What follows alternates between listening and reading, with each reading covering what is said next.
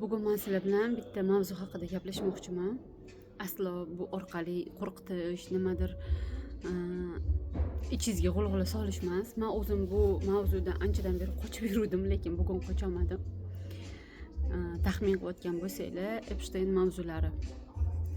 Eshitdim, qulog'imga chalindi, ko'rsam o'tkazib ko'rgim kelmadi, uni tiklagim kelmadi. Hozir men qanaqadir o'zimni foydam tegmasa bu mavzu haqida, men hozir uni eshitib, yana uni hissiga kirib nima qilaman dedimda, o'zimni tashqariga himoya qilib turishga o'tgan edim, lekin bugun himoya qila olmadim. Videolarni ko'rib bugun shunaqangi yig'ladim. Mana hamma narsani ko'rib turib qo'ldan hech narsa kelmaslik, ya'ni ojizlik his qilish juda ham yomon hisda. Hammanglar bilayotgan bo'lsanglar kerak, bolalar bilan nimalar bo'layotganini, urushlarning sababini, dunyodagi ostin bo'layotgan narsalar, hamma narsa bir-biriga bog'liqda. Mana shu paytda hozir bizning ishimiz ko'rib, o'zimizni qo'rquvga solish, nimadir qilish emasda. Boshqalar uchun yig'lab, hamdardlik bildirish ham bu unaqa emas, yordam emas. O'zi aytishadi-ku, nimadir o'zgartirmoqchi bo'lsang, o'zingdan boshlagin deyishadi. Bu hozirgi planlar, o'zi bilasizlar, dunyoda urushlar, naqalar, vaksinalar, kasalliklar hech qaysi o'rtaga chiqib qolmaydi. Bu 50 yil, 100 yil, 200 yil oldindan planlashtirilgan hamma anaqalar planlarda. Biz sekin-sekin o'sha narsalarni anaqasini ko'ryapmiz, nima deydi. Planlar amalga oshayotganini, bo'layotganini, tasodifan hech narsa bo'lmaydi. Tasodifan urush bo'lib ketmaydi. Tasodifan Covid bo'lib qolmaydi. Tasodifan hamma privka olmaydi-da. Keyin privkalar mavzusiga keladigan bo'lsak, oldin privka 4 marta yoki 6 marta qilinardi-da bolalarga. Bizning paytimizda 4 marta bo'lgan menimcha. AKDS bir narsa. Hozir o'sha privkalarning soni yo 32 yo 36 tagacha chiqibdi-da. Tasavvur qilinglar, qancha bola tug'ilishi bilan bolani men eng anaqa mavzuyim bu, menga tegadigan, ogohlantirmoqchi ham bo'ldim, lekin hali bizda unaqa tushunishga tayyor emas ko'pchilikda. Bola tug'ilishi bilan boladan oyog'idan qon olinadi-da. Tovonidan qon olinadi, bilasizlar, men anaqa tovonini juda ham siqib, qattiq og'ritib, ana 7 tami, 8 ta dumaloqga qon olinishi kerak. Bola juda ham chirqiraydi-da. Tug'ilishi bilan vitamin K qilinadi, miyasining rivojlanishiga, sariq bo'lmasligi, bir narsalarga-da. Men oxirgi farzandimni dunyoga keltirishdan oldin rosa bu narsalarni titkiladim-da. Men bitta narsani naqa qilsam, nima deydi, oxirgi natijaga borsam, bitta joydan eshitib olib qilgan bo'lmayman-da, juda ham ko'p titkilagan bo'laman. Men o'zim ishongan, o'zim to'g'ri deb bilgan insonlarning ma'lumotiga bitta o'shan emasda, davomli boshqalardan kuzataman-da. Mana shu K anaqasi, vitamin K prevkasi qilinadi-ku. Shu miyani rivojlanishi uchun, miyani anaqalarini, qon sistemasini tamomiy yaxshi qilish uchun nimagadir deyiladi. Agar shunaqa bo'lmasa, menga больница doktorlar aytdiki, bolangizni miyasi yaxshi razviya qilmasligi mumkin, yaxshi o'smay qolishi mumkin, bir narsa deyishdi. Men bu sariqqa qarshi privka olmasangiz, bolangiz sarg'ayib qolishi mumkin deyishdi-da. Kuzatdim, statistikalarni ko'rdim. Sariqlikka uchragan, sariqlikka kuchayib ketgan bolalar asosan privka olgan bolalar. Privka olgandan keyin %50 dan ko'pi sariqlik bo'lishi kerak emas. Lekin aynan o'sha sariqlikka vaksina olgan bolalar sariqlik kuchayib ketib qoladi. Vitamin K bolalarning miyasini rivojlantirish uchun qilinayotganlarning ichida simob, maymun DNKsi, yana shunga o'xshagan alyumin bir narsa deyishdi, hozir esimdan chiqib qoldi. Qancha narsalar bor ekan. Ya'ni simob eng yomon og'ir metall-da. O'sha narsa bolani anaqasi tug'ilishi bilan o'sha vaksina yuborilyapti. Yangi tug'ilgan chaqaloqdagi o'sha oyog'idan qon olyapti dedim-ku, o'shadagi og'riq bolani miyasiga shunaqa yomon signal berar ekanda, psixikasining shakllanishiga juda ham minus ekan. shunaqangi og'ritib uni bolani oyog'idan qon olinadi. Yangi tug'ilgan chaqaloq shunaqangi kuchli immunitetda dunyoga kelar ekanki, kuchli immunitetda 6 oygacha hech qanaqa kasallik yuqmas ekan u bolaga. 6 oygacha bilasizlarmi, biz qancha naqa qilamiz, privka qilamiz bolalarga. Именно o'sha privka olgan bolalar o'sha kasalliklarga chalinadi. Og'ir o'tkaziladi. Ko'k yo'talga rosa privka qilindi-ku. Juda ko'pchilikda kuzatdim. Ko'k yo'talga privka olgan bolalarning ko'k yo'tali juda ham og'ir o'tdi. Даже 2 marta olganlarda undan ham og'ir o'tdi. Xo'p, nima demoqchiman endi? Epstein voqealariga buni nima aloqasi bor demoqmiz-ku. Hozir bizani именно har bitta inson o'zini qo'lidan keladigan narsasini qilish kerak-da. Hozir biz chiqib nimadir to'ntarilish qila olmaymiz, nimadir oldini ola olmaymiz. Bitta kichkina narsa katta narsani o'zgarishiga anaqa bo'ladi, sababchi bo'ladi deyshadi-ku. Effekt babuchka deydi-ku. Bitta kapalini bundoq qanot silkitishi kelajakda juda katta narsalarni ostin-ustin qilish mumkin, lekin yoki juda katta narsalarni yaratishi mumkin. Domino toshchalarni bilasizlarmi? Kichkina katta kiloli tonnali o'sha kichkinagina domino toshi katta oxiriga borib, vaqt o'tib o'sha katta domino toshini yiqita oladi. Men aytmoqchi bo'layotganim, biza nafaqat bu hozirgi vaziyatda bizaga berilayotgan narsalarni shunchaki yutib keldikda, shunchaki ko'rmasdan keldikda. Kechada kuni anaqani Jim Carreyni videosini ko'rib qoldim-da. Aytadi, bizada anaqa pineal gland deydi-yu, epifiz bezi. Ana o'sha bezi yumshoq bo'lishi kerak-da, qotmagan bo'lishi kerak. Qotgan bo'lsa ishlamaydi. Ana o'sha bez bizda yaxshi ishlansa, insoniyligimiz, intellektualimiz, hislarimiz, ko'rishimiz, sezishimiz, zehnimiz orqali moddaga ta'sir qila olishimiz juda ham kuchli bo'ladi. Chunki insonda shunaqa tegida super spasmlari ko'pda insoniylikda. Shu pineal glandni ishlatmaslik uchun, qotirish uchun 1958-yilda yeyotgan ozuqalarimizga katka moddalari deydi, qo'shimcha moddalar qo'shilish boshlangan Amerikada bunga anaqa qilingan, imzo chekilgan, okeylanilgan. Buni anaqasi oziq-ovqatlarni himoya qilish uchun, uzoqroq turish uchun, yomon bo'lmaslik uchun deb chiqarilgan. Endi bizga bu narsalar juda ham oddiy xollashib qoldi. Hozir yeyotgan narsalarimiz jonlilikdan, tabiiylikdan juda ham uzoqda.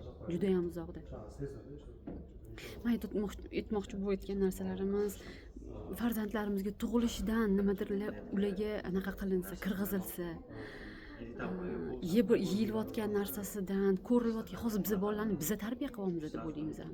Yo'q, biz tarbiya qilmayapmiz.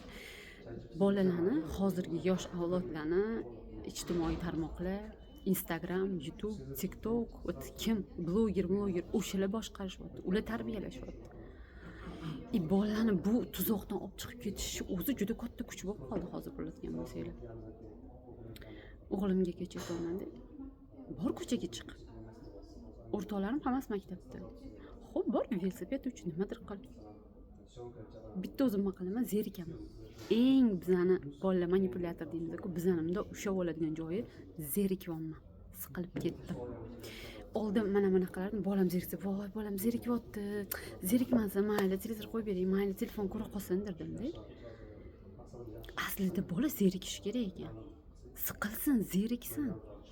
Siqilganida, zerikkanida nimadirlar o'ylab topishni boshlaydi, nimadirlar ixtiro qilishni boshlaydi.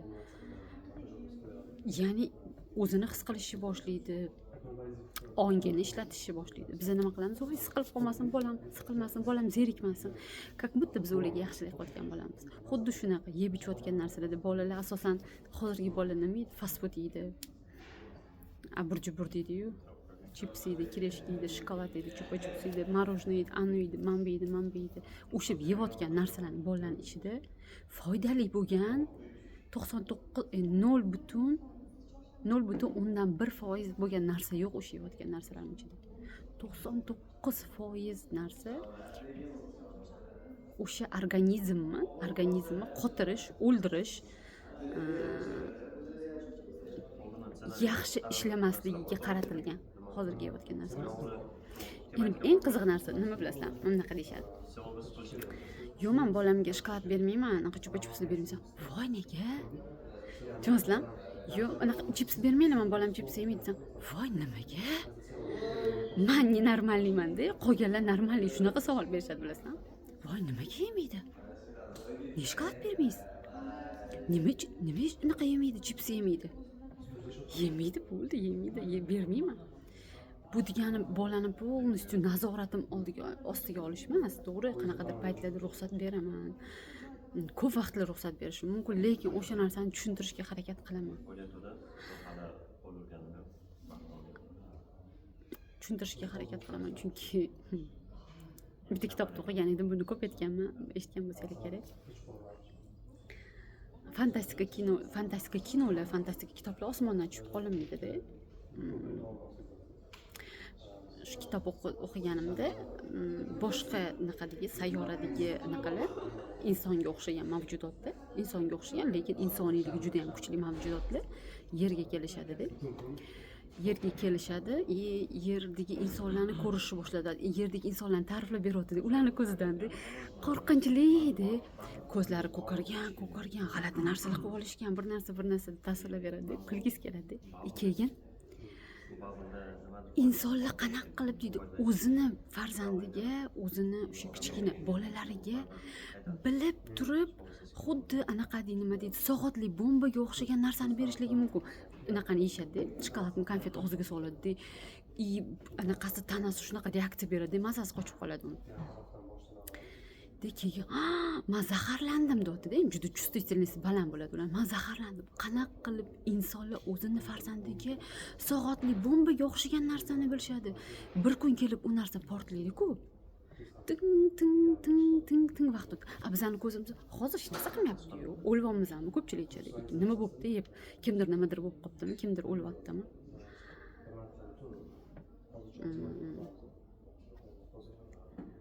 Autizm, DTP, shunga o'xshagan mingta bolalarning kasalliklari bor. Qayerdan kelyapti deb o'ylaysizlar? Qayerdan? Autizmning juda ko'p miqdori hozir orttirilgan, o'zi autizm tagida orttirilgan bo'lmas edi-da. Hozirgi bizning zamonimizga kelib orttirilgan autizm shu bolalarda, ya'ni yeb ichayotgan narsasidan, telefondan, ijtimoiy tarmoqlardan. O'zimizni, atrofimizni o'zimiz ongli qara olsak, ongli nazorat qila olsak, o'zimizdan boshlasak hamma narsani, dunyoga qanaqadir o'sha bo'layotgan hozirgi voqealarga balki qanaqadir plyus tarafimiz tegar. Hozir bizga bo'lmasligi mumkin, bizning farzandlarimizga bo'lmasligi mumkin, lekin nevaralarimizga, kelajak, misol uchun 20 yildan keyin, 30 yildan keyingi avlodlarga biz qanaqadir fundament tashab ketarmiz balki. To'g'rimi? Balki o'ylayapman, hozir dunyodagi hech narsa bekorga bo'lmaydi-yu. Xudoning iznisiz hech narsa bo'lmaydi. Balki shu bo'layotgan vaziyatlarga, voqealarga balki loyiqdirmiz. Shu darajada nafsimizni, shu darajada moddiyatni, egoyimizni quli bo'lib ketganimiz uchun, balki ko'zimizni ochish uchun shunaqa voqealar bo'layotgandir. Balki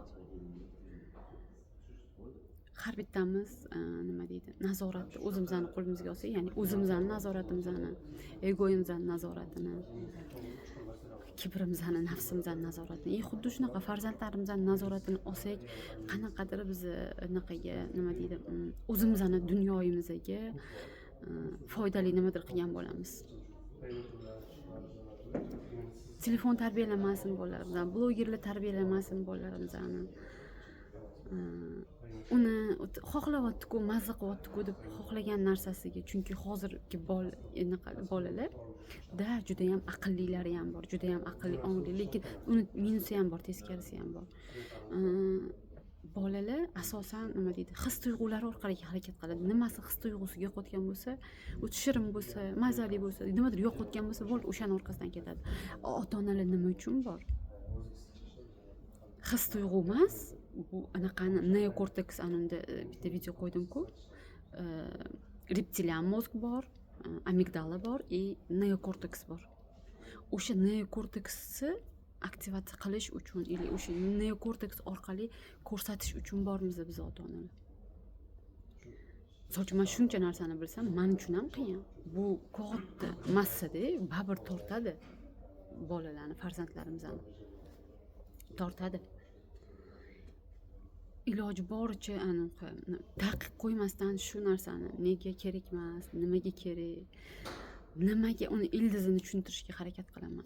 Bu narsa shunchaki qolib ketmas ekan, siz ekkan urug'ingiz ekilmasdan, unib chiqmasdan qolmas ekan. Har bitta ekkan urug'ingiz qolar ekan. Men 2 yil, 3 yil oldin misol uchun qizimga shunaqa narsalar to'g'risida, "Ojon, rosa fantastiksiz" deb gapirasiz. Hech kim unaqa qilayotgani yo'q. Nima bo'pti? Bir narsa mana shunaqa qilishi mumkin edi. Hozir o'sha ekkan narsalarimni qizim hozir kelib o'zimga, "Ojon, keling shu haqida gaplashaylik. Mana bunaqa ekan, mana ekan" deb menga o'zimga gapiryapti-da. O'shaning uchun hech narsa, hech qaysi xatti-harakatimiz prosta tak qolib ketmaydi. Biz harakat qilaylik yaxshi bo'lishi uchun. O'zimizdan boshlaylik, atrofimizdan boshlaylik.